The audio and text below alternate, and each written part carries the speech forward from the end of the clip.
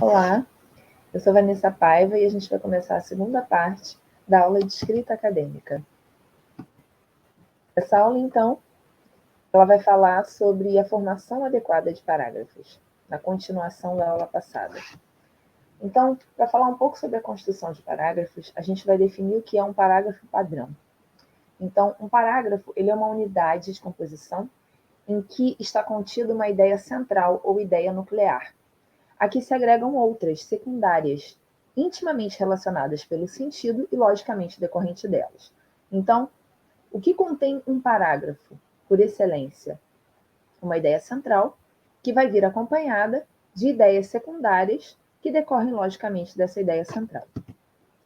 E por que o parágrafo é importante? O parágrafo ele permite que se isolem e se ajustem as ideias principais. Então, se a gente colocar em cada parágrafo apenas uma e única ideia central, é possível para o leitor acompanhar o desenvolvimento da nossa linha de raciocínio nos seus mais diferentes estágios, passo a passo. E a extensão do parágrafo? O que determina essa extensão? Bom, se a gente pensar que um texto é um conjunto de ideias associadas, é importante que a cada parágrafo corresponda cada uma dessas ideias. Então, é disso que vai depender, dessa divisão do assunto por ideias principais, que vai depender da extensão do parágrafo. Ele pode conter poucas linhas ou até uma página inteira, o que não é o ideal. O ideal é um parágrafo nem muito curto, nem muito longo. Mas o que vai de fato definir isso é o desenvolvimento que a gente vai dar para cada uma dessas ideias principais, desde que cada parágrafo contenha apenas uma ideia central. E o que é o tópico frasal? O tópico frasal é construído geralmente por dois períodos ou frases curtas iniciais, que constituem exatamente essa ideia central e nuclear que dá sentido ao parágrafo, que dá síntese, né, que sintetiza a ideia que está expressa no parágrafo. E o tópico frasal ele pode ser construído, localizado no parágrafo, de maneiras diferentes. Então, um dos métodos mais comuns é o tópico frasal que inicia o parágrafo. A gente chama, então, esse método de método dedutivo, que é quando a gente parte do geral para o particular. Então, a gente inicia com uma generalização e, em seguida, apresenta as especificações. Ele serve como uma introdução para o parágrafo. E ele vai conferir objetividade, coerência e unidade ao parágrafo. Porque se você já delimita a sua ideia central logo no início do parágrafo, essa é uma boa forma de dar um norte para o seu raciocínio, para a sua argumentação, e evitar que você perca a sua linha de raciocínio, né? Quando você deixa muito claro, logo no início do parágrafo, qual é a ideia central. E a gente tem diferentes modos de construir esse tópico frasal inicial.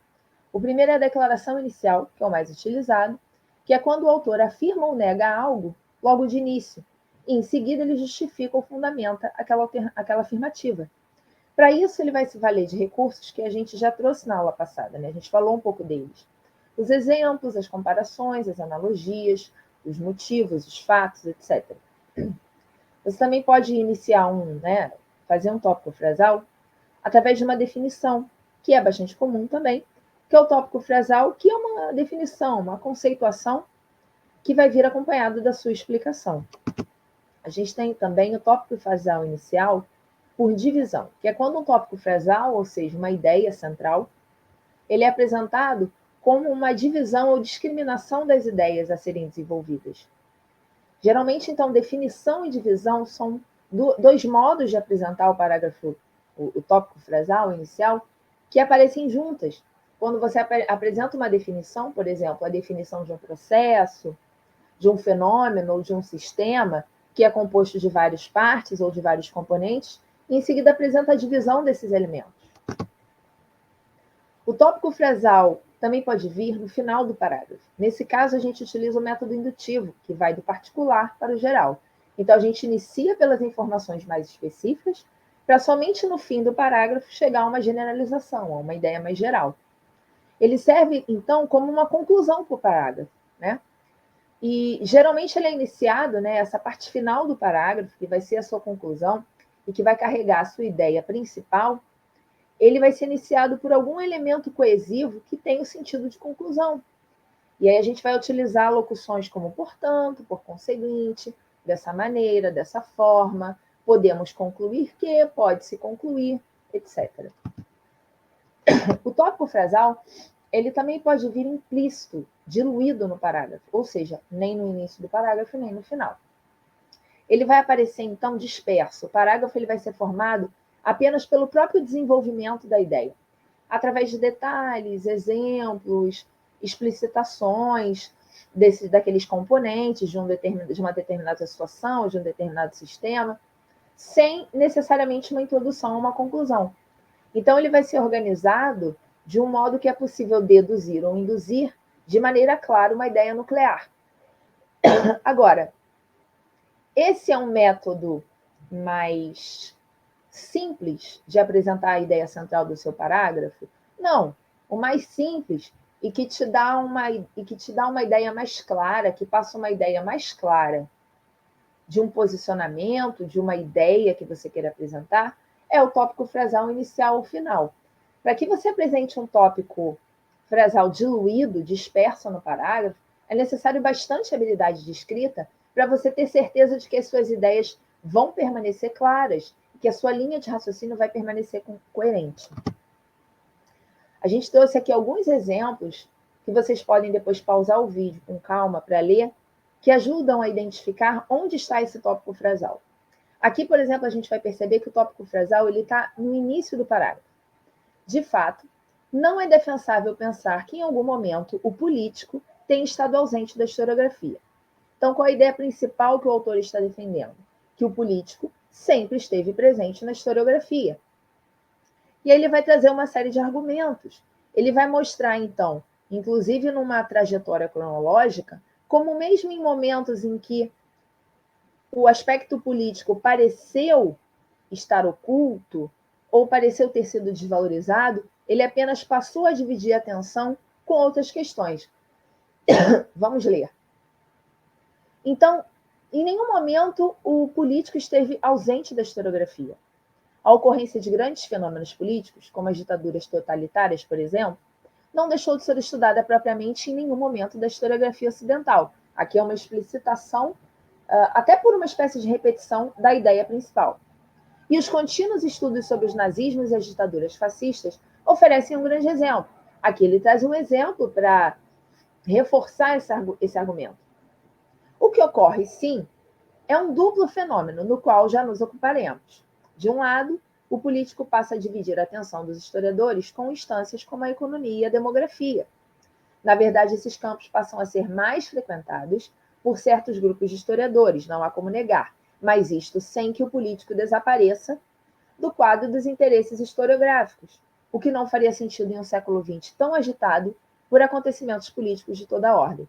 Então, veja como a ideia central foi desenvolvida ali utilizando uma série de recursos, exemplos, uma trajetória cronológica, inclusive até aquilo que a gente comentou na aula passada, de você trazer o que poderia ser uma objeção. Não, mas espera aí, o econômico e o cultural têm sido muito mais importantes, muito mais valorizados que o aspecto político, e aí ele vai mostrar que não, ele já se antecipa a um argumento que poderia ser contrário à ideia dele, trazendo uma nuance do que seria essa oposição à ideia dele. Não, não é que o político desapareceu. Ele está dividindo a atenção com outros aspectos, com outros campos, com outras áreas do conhecimento, com outros campos de pensamento.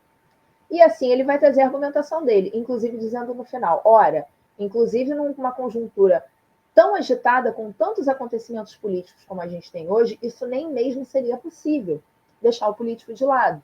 Mas veja como a ideia central, o tópico frasal, está no início de maneira muito clara. Aqui a gente tem um outro exemplo que vai falar um pouco da desigualdade entre mulheres e homens face ao adultério. Aqui me parece que esse argumento está um pouco mais diluído entre o parágrafo, né, ao longo do parágrafo.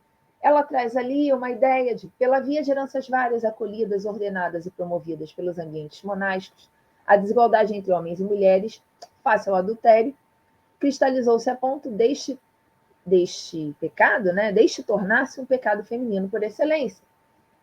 E ela vai trazer alguns exemplos, ela vai explicitar essa ideia. Mas é uma ideia que está mais diluída.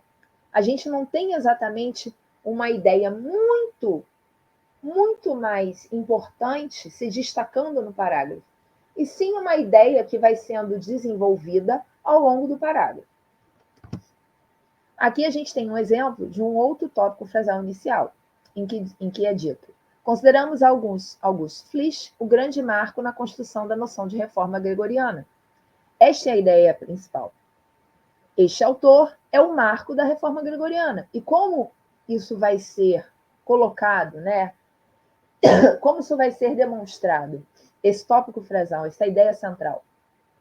Com a explicação da trajetória, né? Vai trazer, então, um pouco da vida dele, da formação acadêmica dele, e vai culminar, que é algo que a gente também mostrou na aula passada, como os argumentos podem vir de modo gradativo, do mais frágil para o mais forte, né? Para o que tem, para o mais contundente, o que tem mais força para a sua ideia, para o seu posicionamento, e ele vai culminar dizendo, ao final, que em 1924 esse autor lançou aquela que se tornaria a mais referenciada síntese produzida por um historiador do século XX sobre o papado medieval, a Reforma Gregoriana. Então, ele finaliza reforçando essa ideia que ele trouxe ao início. A gente tem aqui um outro exemplo que é um pouco diferente, é um tópico frasal que aparece ao final. A autora começa dizendo como a gente sabe que a ideologia, quando é hegemônica, ela busca se preservar. E ela vai trazer, então, uma série de argumentos. Ela vai explicitar essa ideia. Promove um conjunto de crenças e valores aludidos como naturais e universalizantes, identificados assim como óbvios e inevitáveis. Concomitantemente, pode também desqualificar ideias que representem algum desafio, e recusar formas rivais de pensamento, utilizando-se eventualmente de uma lógica que obscurece a realidade, que nem sempre é explícita ou sistemática. Quanto maior a nossa capacidade de compreensão dessa lógica, portanto, melhor para a análise que dela faremos.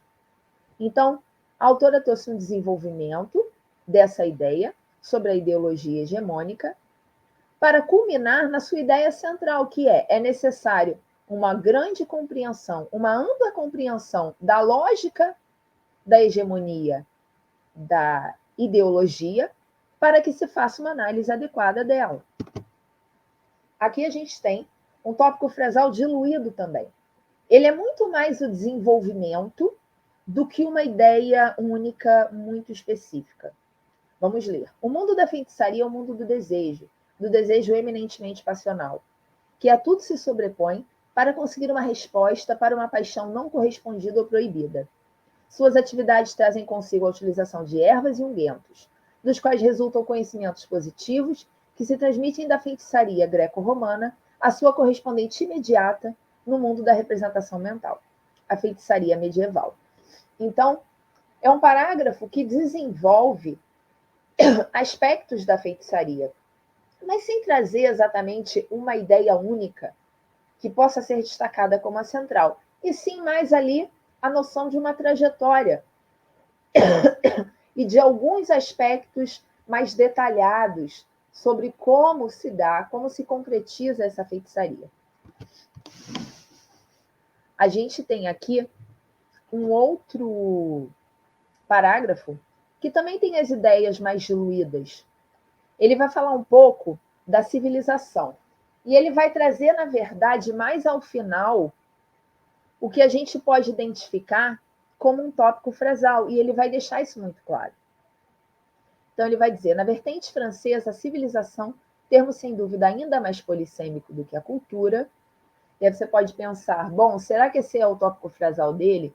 Dizer que o termo civilização é polissêmico? Mas com a leitura, a gente vai ver que essa ideia ela é importante, mas ela não é a ideia principal. Ela é uma ideia acessória, mas que veio introduzindo o parágrafo.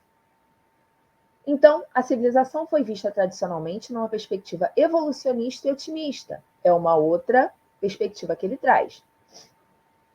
As civilizações seriam altas culturas, caracterizadas pela urbanização, a escrita, o desenvolvimento das ciências, a metalurgia, o surgimento de um poder separado do parentesco, o Estado, o desenvolvimento da divisão social do trabalho e das diferenças de status entre indivíduos e grupos. E outros traços ainda, já que houve inúmeras teorias, assim como muitas divergências a respeito de como definir a civilização. Então ele traz um quadro e mostra, olha, a civilização, que é vista de maneira evolucionista, positiva, e que é um termo polissêmico, costuma ser associado a uma série de aspectos, que são esses aqui. E ele traz a características comumente associadas ao termo civilização. E ainda diz, é difícil definir esse termo. Há inúmeras teorias. E aqui ele vai trazer o tópico frasal dele. O que me importa aqui, e ele anuncia muito claramente, que essa é a ideia principal dele, é que a civilização era vista como uma forma superior de cultura, a culminação de etapas sucessivas. E ele vai trazer exemplos, como, por exemplo, no caso de Lewis Henry Morgan, selvageria, barbárie, civilização. E tal culminação era considerada positivamente. Então, o tópico frasal dele está anunciado claramente mais ao final do parágrafo. E é muito importante que, principalmente quando a gente tem dificuldade de construir um texto acadêmico, que precisa ser muito claro, e que às vezes traz ideias muito complexas e linhas de pensamento difíceis de serem expressas, que a gente prime por essa clareza, por essa simplicidade até, mas que a gente deixe muito claro quais são as nossas ideias centrais num parágrafo. É sempre melhor manter essa linha muito clara do que se quer dizer. E evitar, como a gente viu na aula passada, construções muito intrincadas, muito confusas, com muitas inversões. Aqui, então, a gente pode, quando pensar na construção do parágrafo, usar um pouco do que a gente viu da construção e da arrumação das frases. Esse aqui é um outro exemplo, um último exemplo que a gente tem, de um tópico frasal mais diluído. Toda essa caracterização da vida religiosa de Domingos de Gusmão ocorre para apresentá-lo como um frade diferenciado dos demais de sua época. Acima de qualquer outro, um religioso com uma conduta exemplar. Veja que a mesma ideia está sendo explicitada de maneiras diferentes. Um frade diferenciado, conduta exemplar, acima de qualquer outro, altamente disciplinado nos valores cristãos, tudo atestado em suas práticas cotidianas, através dos testemunhos registrados nas atas do inquérito de Bolonha. Portanto, a documentação e análise constrói para Domingos uma trajetória religiosa que serviria de exemplo a qualquer cristão. A gente pode dizer que essa parte final é uma espécie de tópico frasal, porque ela traz uma culminância do que estava sendo explicado anteriormente, dizendo que, olha, tudo aponta para o uso de Domingos, para a trajetória de Domingos, sendo utilizada como um exemplo cristão. Então, façam isso, pausem o vídeo, releiam e identifiquem o tópico frasal. Não é tão importante se ele está antes ou depois, ou se ele está diluído, mas é interessante fazer esse exercício para que vocês se familiarizem também a identificar naquilo que leem e para que vocês possam construir melhor e localizar melhor as ideias centrais de vocês nos parágrafos. Vamos falar um pouco sobre o desenvolvimento, então, dos parágrafos, que é a explanação da ideia principal do parágrafo. Digamos que a gente tenha feito um tópico frasal inicial e a gente tenha apresentado ali a ideia principal no começo do parágrafo. Agora a gente vai desenvolver no parágrafo um pouco, né, a explicação dessa ideia central. E a preocupação maior, então, deve ser fundamentar de maneira clara e convincente as ideias que são expostas. E a gente tem alguns tipos de desenvolvimento. A enumeração de detalhes, o confronto, a analogia e comparação, citação de exemplos, definição, causação e motivação, divisão e explanação de ideias em cadeia. Vamos ver um pouco isso. Então, como seria o desenvolvimento em enumeração ou descrição de detalhes? É aquele em que geralmente a gente tem um tópico frasal inicial bem explícito, e aí a gente vai começar a enumerar argumentos ou elementos, dependendo do que está sendo dito. Se a gente está apresentando um sistema, um fenômeno, um processo que é composto de várias partes, ou se a gente trouxe uma ideia, um posicionamento, e a gente vai enumerar alguns argumentos. Então, ele serve para descrever, para explicitar a ideia núcleo do parágrafo, que é expressa no tópico frasal. Então, o desenvolvimento por confronto. Ele consiste no confronto entre ideias, entre seres, coisas, fatos ou fenômenos. É uma ideia interessante, principalmente quando se quer reforçar um ponto de vista ou chamar a atenção para um determinado aspecto, um determinado elemento do seu pensamento, fazendo uma contraposição com outro elemento. E aí ele possui duas formas habituais. O contraste, no qual se destacam a diferença entre dois elementos, entre dois aspectos, entre duas coisas, entre dois fatos. O contraste, então, e o paralelo, que é quando a semelhança é destacada. Agora, o desenvolvimento por analogia e comparação. Qual é a diferença?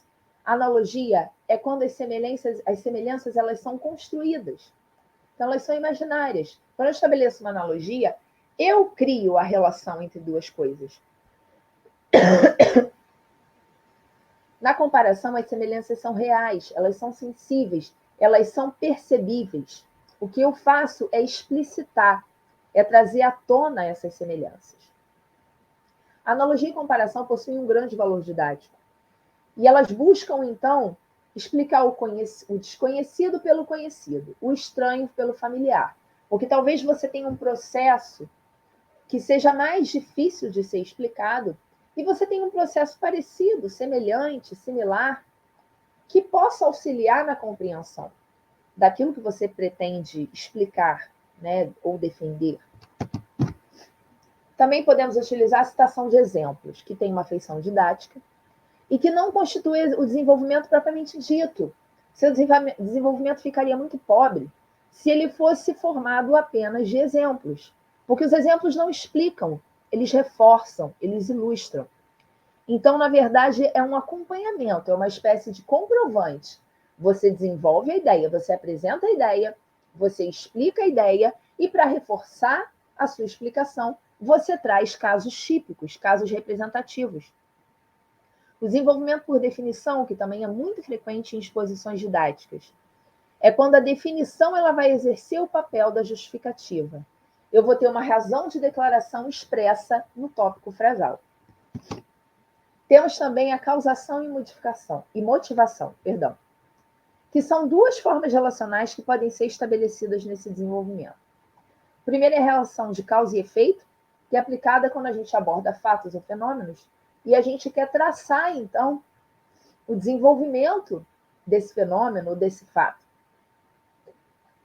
Ou a razão ou motivo-consequência, que é muito usado quando a gente precisa justificar uma declaração, uma opinião de atos ou atitudes do homem. E aí a gente necessita fazer essas relações de causa e consequência, de causa e efeito.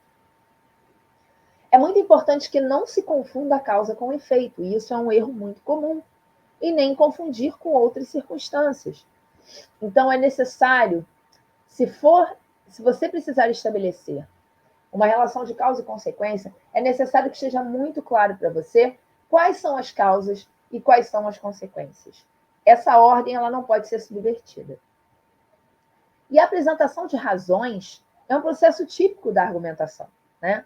Então, se a gente quer tornar mais claro um posicionamento, dizer, olha, esse determinado fenômeno, ele tem as seguintes causas.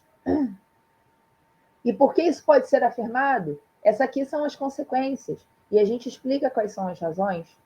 Então, essa é uma boa forma de desenvolver também o seu argumento num parágrafo. Temos, por fim, o desenvolvimento do tópico frasal em explanação de ideias em cadeia, que é muito bom quando a gente possui uma ideia núcleo, que tem muitas implicações.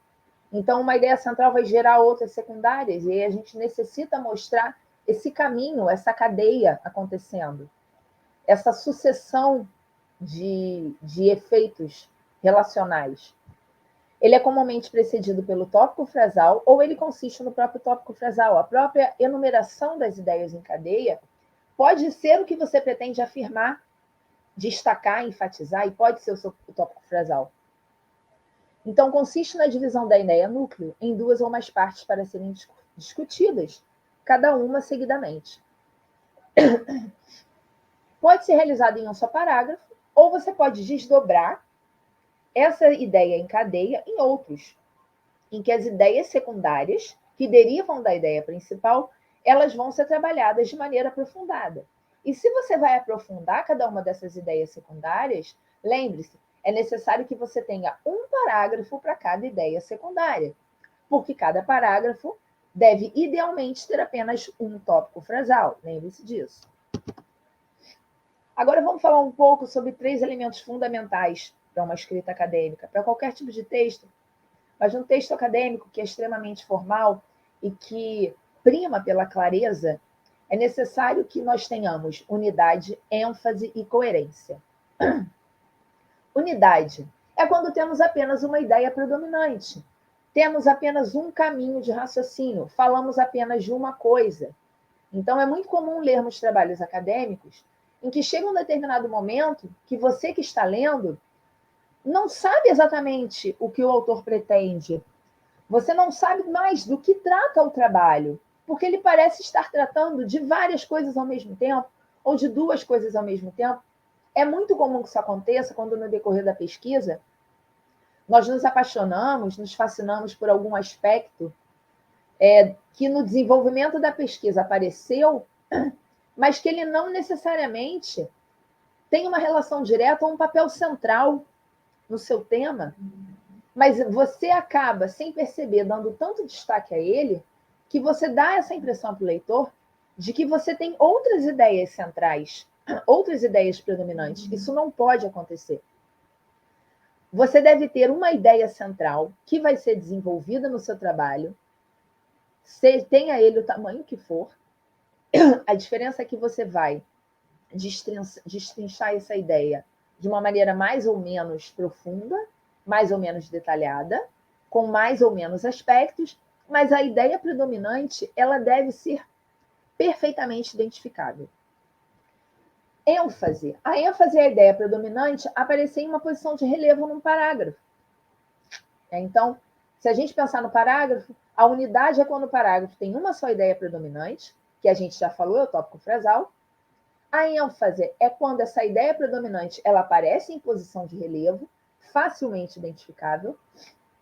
E a coerência é quando a relação entre a ideia predominante e as secundárias é feita de maneira correta, de maneira apropriada. Como conseguir a unidade? É necessário falar cada coisa de uma vez. Falar uma coisa de cada vez. Sempre trabalhar apenas com uma ideia predominante. Usar sempre que possível o tópico frasal inicial. Isso é um conselho importante, porque isso permite maior clareza. As chances de você apresentar uma ideia com bastante clareza são maiores quando você inicia o seu parágrafo com o tópico frasal inicial. O desenvolvimento da ideia predominante não pode ser fragmentado em vários parágrafos. Se você tem uma ideia predominante num parágrafo, é nele que você vai desenvolver essa ideia predominante, né? A menos que a gente esteja falando da escala do texto como um todo. Um texto como um todo também tem uma ideia predominante que é desenvolvida ao longo dos parágrafos. Mas a gente, quando vai diminuindo a escala, diminuindo o nosso olhar, olhando apenas para a unidade do parágrafo, ele deve ter uma ideia predominante que é única. E o seu desenvolvimento deve estar ali, contido ali. Cada parágrafo, ele deve apresentar, iniciar e encerrar uma ideia única. Isso é muito importante. Como conseguir unidade? Evitar redundâncias. A gente falou um pouco disso na outra aula. Evitar duplicidade. Não dar margem a outras interpretações. Evitar a profusão de frases intercortadas. Também falamos nisso na aula passada. Frases intercortadas, interrompidas por muitos pontos, as ideias não se desenvolvem corretamente. Então, é melhor transformar em orações de períodos menos curtos. Lembrem, a gente precisa de um equilíbrio, quando a gente falou de frase. Um equilíbrio entre as frases entrecortadas e aquelas frases subordinadas muito longas. É necessário um meio termo. Aqui a gente tem uma frase entrecortada que está muito pouco formal, ela torna o ritmo muito, muito truncado. Estava chovendo, eu tinha perdido o guarda-chuva, o ônibus custou a chegar, fiquei encharcado, apanhei um resfriado. As ideias elas estão muito fragmentadas, isso não é bom para um texto formal. O ideal seria: estava chovendo e eu tinha perdido o guarda-chuva. Apresentei um primeiro cenário. Como o ônibus custou a chegar, fiquei encharcado e apanhei um resfriado. Eu relacionei as minhas ideias. Como o ônibus custou a chegar, eu não pude me proteger da chuva, fiquei encharcado, acabei pegando um resfriado. Então é necessário encontrar esse equilíbrio. Como conseguir ênfase? É através da ordem de colocação. A gente deve lembrar que toda frase possui uma ordem direta para as palavras. Primeiro vem o sujeito, depois o verbo e em seguida os complementos. E a ênfase pode ser obtida quando posicionamos as palavras de maneira diferente na frase. Então a gente consegue a ênfase por meio da inversão. Então a gente pega a palavra e desloca ela da ordem direta para destacá-la, ressaltá-la. Por exemplo, a ordem direta: Deus fez o homem à sua imagem e semelhança. Para dar ênfase ao homem, eu posso dizer: o homem, vírgula, fê-lo Deus à sua imagem e semelhança. E lembrem-se, se você destaca os termos da ordem direta, geralmente, não sempre, mas geralmente você precisa usar vírgula. Então, o homem, vírgula, fê-lo Deus à sua imagem e semelhança. Porque a ideia principal que eu quero passar aqui é que Deus fez o quê? O homem. Agora eu quero dar ênfase à ação de ter feito. Então eu digo: fez Deus o homem à sua imagem e semelhança. Um outro exemplo, a ordem direta. Agora eu vou levar o que eu quero destacar para o final. Joaquim é um político de grande futuro, pai da Estela e meu melhor amigo. Essa é a ordem direta. A gente tem Joaquim, que é o sujeito, que é o verbo de ligação, e uma série de complementos. Muito bem. Para dar ênfase ao pai da Estela, eu digo: o meu melhor amigo, Joaquim, político de grande futuro, é o pai da Estela. Provavelmente meu interlocutor conhece a Estela. Então a informação mais importante que eu tenho para dar é que essa pessoa de quem eu falo é o pai da Estela. Agora eu quero dar ênfase ao fato de que essa pessoa é meu melhor amigo. Joaquim, pai da Estela e político de grande futuro, é o meu melhor amigo. Em seguida, eu quero dar ênfase ao fato de que ele é um político de grande futuro. O meu melhor amigo, Joaquim, que é pai de Estela, é um político de grande futuro. Outra maneira de conseguir ênfase é utilizar uma ordem gradativa, que consiste em dispor as ideias secundárias em ordem crescente ou decrescente de importância. A ordem crescente, por exemplo, é só relembrando, revivendo, ressofrendo as suas dores, que a alma se corrige, se liberta, se aperfeiçoa, se torna mais própria para Deus. Então, a gente vê aqui um crescendo de ideias muito parecidas, né? E que vão ali numa gradação decrescente, uma palavra, um gesto, um olhar. É como se a gente partisse de algo mais amplo, mais explícito, que é uma palavra, depois um gesto, para uma coisa mais discreta, que é um olhar, né? De algo mais explícito, mais anunciado, para algo mais discreto. Esse tipo de gradação também confere ênfase. A gente pode construir repetições intencionais. Um dos recursos mais férteis para realçar as ideias. Tudo se encadeia, tudo se prolonga, tudo se continua no mundo. Vieram os horrores dantescos da Ilha das Cobras. Vieram cenas trágicas do satélite. Vieram os escândalos monstruosos da corrupção administrativa. Vieram as afrontas insolentes à soberania da justiça. Então, veja que essa repetição confere muita ênfase ao cenário que se está construindo. Mas esse tipo de recurso, ele costuma ficar melhor no gênero literário. Então, é necessário cuidado com essas repetições, ok? Uma outra maneira, que também é mais apropriada para o gênero literário, e nem tanto para um texto formal, acadêmico, são as interrupções intencionais. Enfatizam-se as ideias por meio de interrupções bruscas na frase. Não entendo de política, disse eu depois de um instante. Quanto à noiva, deixe-me viver como um urso que sou. Ora, o Brasinho, um homem, quem diria há anos, um homenzarrão. Então, aqui essa pausa, ela está carregada de sentido, né? Ela dá ênfase para o que vem depois e dá um sentido todo específico para o que vem depois. Não é tão apropriado para um texto acadêmico formal. Por fim, vamos falar de como conseguir coerência. A coerência é fundamental no texto acadêmico. Ela consiste em ordenar e interligar as ideias, as predominantes com as secundárias, de maneira clara e lógica, de maneira correta, de maneira que não haja dúvida quanto ao seu raciocínio, quanto à sua linha de pensamento, quanto à sua argumentação, quanto à sua interpretação de um determinado fenômeno. Portanto, deve-se planejar o desenvolvimento das ideias. Não saiam escrevendo, façam um roteiro. Façam um roteiro.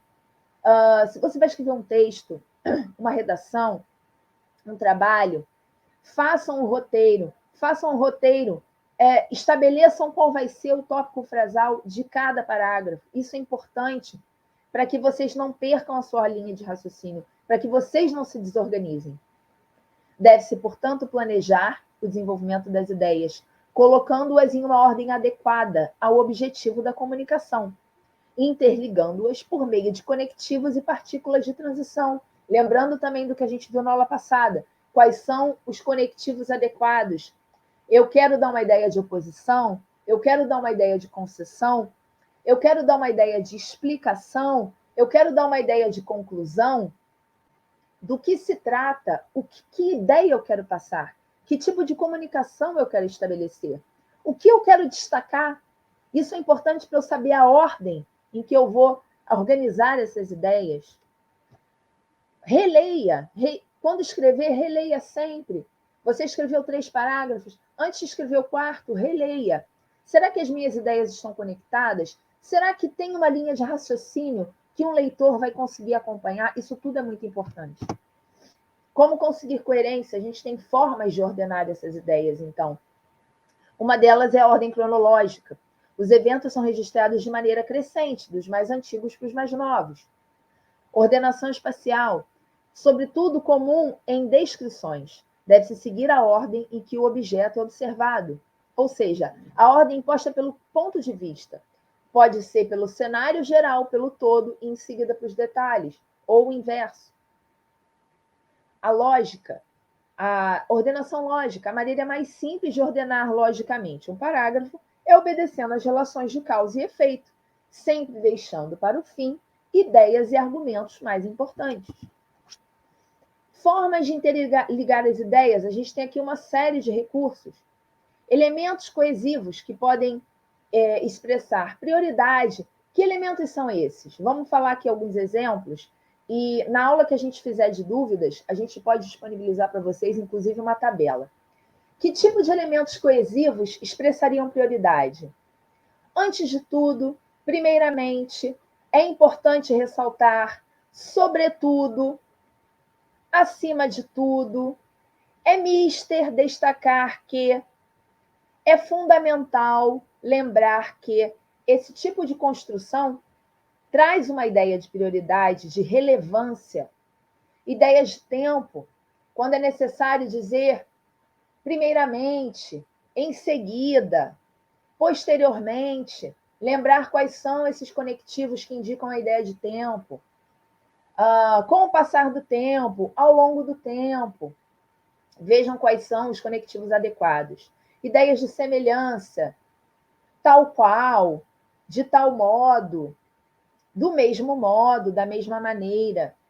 Ideias de comparação, comparativamente, de conformidade, conforme tal processo, conforme tal autor.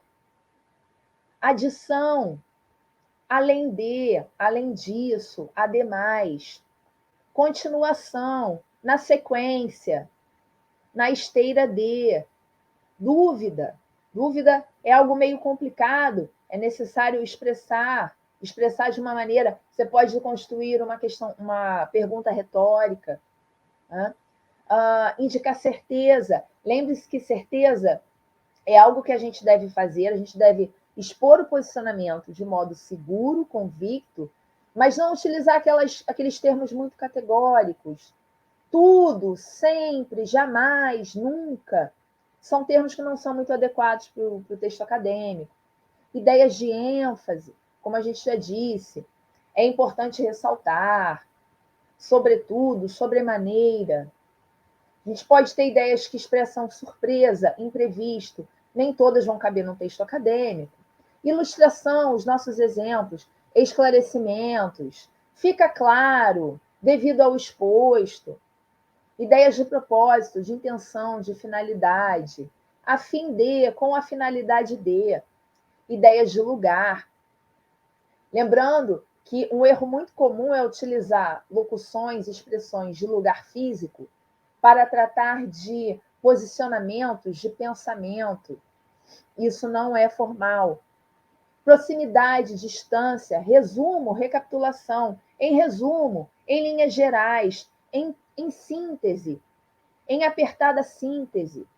Conclusão, portanto, por conseguinte, desse modo, dessa maneira, logo, causa e consequência, já que, visto que, contraste, entretanto, porém, mais, oposição, restrição, ressalva, ainda que, embora, apesar de, e referências em geral. Né? Então, há muitos modos de expressar sentido, de enriquecer o seu parágrafo e de tornar as suas ideias claras. E eu espero que nós tenhamos contribuído para isso. A gente se encontra, então, na aula ao vivo, em que nós vamos tirar dúvidas, e vocês podem anotar todas essas dúvidas e nós vamos estar à disposição, ok? A gente encerra aqui, então, a aula de escrita acadêmica.